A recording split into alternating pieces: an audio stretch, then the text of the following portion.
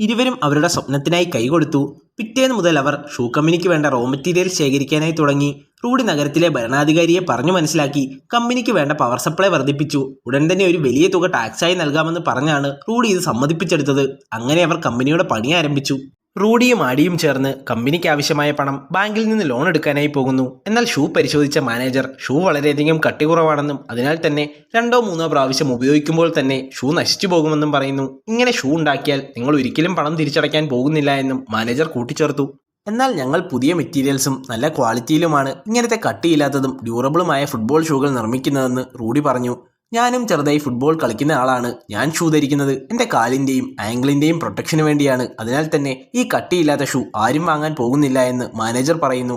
ഉടൻ തന്നെ ആടി മാനേജറിന്റെ കയ്യിൽ നിന്നും ഷൂ വാങ്ങി ഷൂവിനെ പറ്റി വിവരിക്കാൻ തുടങ്ങുന്നു. ഫുട്ബോൾ കളിക്കുവാൻ ഏറ്റവും അനുയോജ്യം കട്ടി കുറഞ്ഞ ഷൂകളാണ്.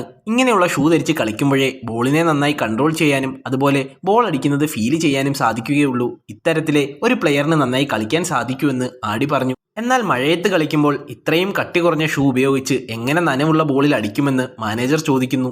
അതിന് മറുപടിയായി ഞങ്ങൾ നല്ല ബോളും നിർമ്മിക്കുമെന്ന് വളരെ ആത്മവിശ്വാസത്തോടെ ആടി പറഞ്ഞു. ഇപ്പോഴും മാനേജർക്ക് അവരെ വിശ്വാസമായില്ല. അതിനാൽ തന്നെ പണം നൽകാൻ മാനേജർ വിസമ്മതിച്ചു. ഇരുവരും ബാങ്കിൽ നിന്ന് കാറിനരികിലേക്ക് തിരികെ വന്നു. കാറിനരികിൽ കളിച്ചുകൊണ്ട് നിന്ന കുട്ടികളുടെ കാലിൽ നിന്ന് ഫുട്ബോൾ ആടിയുടെ അടുത്തേക്ക് ഉരുണ്ടു വന്നു. ആ ബോൾ നന്നായി നോക്കി ഷൂസിനൊപ്പം താൻ ലോകത്തിലെ തന്നെ മികച്ച ബോളും നിർമ്മിക്കുമെന്ന് ആടി മനസ്സിലുറപ്പിച്ചു. ആടിയെ തനിച്ചാക്കി റൂഡി റെയിൽവേ സ്റ്റേഷനിൽ വെച്ച് കണ്ടുമുട്ടിയ ഫ്രീഡൽ എന്ന പെൺകുട്ടിയുമായി അവിടെ നിന്ന് പോയി. കാറിൽ വെച്ച് റൂഡി അവൻ്റെ ഇഷ്ടം ഫ്രീഡലിനോട് പറഞ്ഞു. അവൾക്കും അവനെ ഇഷ്ടമായിരുന്നു.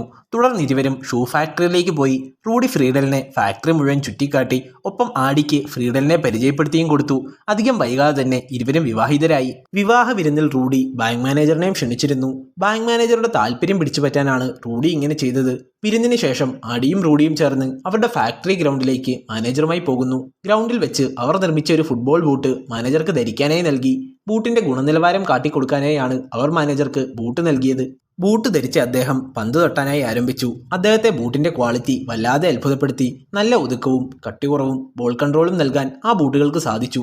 തനിക്ക് ബൂട്ടുകൾ വളരെയധികം ഇഷ്ടമായി. പക്ഷേ റൂഡി, നിങ്ങൾ ബെൽറ്റ് കമ്പനിയിൽ അനാവശ്യമായ തീരുമാനങ്ങൾ സ്വന്തം ഇഷ്ടപ്രകാരം എടുത്ത് കമ്പനിയെ വലിയ നഷ്ടത്തിലേക്ക് തള്ളിവിട്ടു എന്ന് ഞാനറിഞ്ഞു. അതിനാൽ തന്നെ എനിക്ക് നിങ്ങൾക്ക് ലോൺ തരാൻ സാധിക്കുകയില്ല എന്ന് മാനേജർ അവരോട് പറഞ്ഞു. മാനേജർ പറഞ്ഞ കാര്യം കേട്ട് ആടി ഞെട്ടലോടെ റൂഡിയെ നോക്കി. ആടിക്ക് ഇതിനെപ്പറ്റിയൊന്നും അറിവുണ്ടായിരുന്നില്ല. മാനേജർ പറഞ്ഞത് കേട്ട റൂഡി, താങ്കൾ പറഞ്ഞ ഒന്നും ശരിയല്ല എന്നും മുങ്ങിക്കൊണ്ടു നിന്ന ബെൽറ്റ് കമ്പനിയെ ഞാൻ രക്ഷിക്കാനാണ് ശ്രമിച്ചതെന്നും ഉറക്കെ വിളിച്ചു പറഞ്ഞു. നിസ്സഹായനായ ആടി ഇരുവരെയും നോക്കി നിന്നു.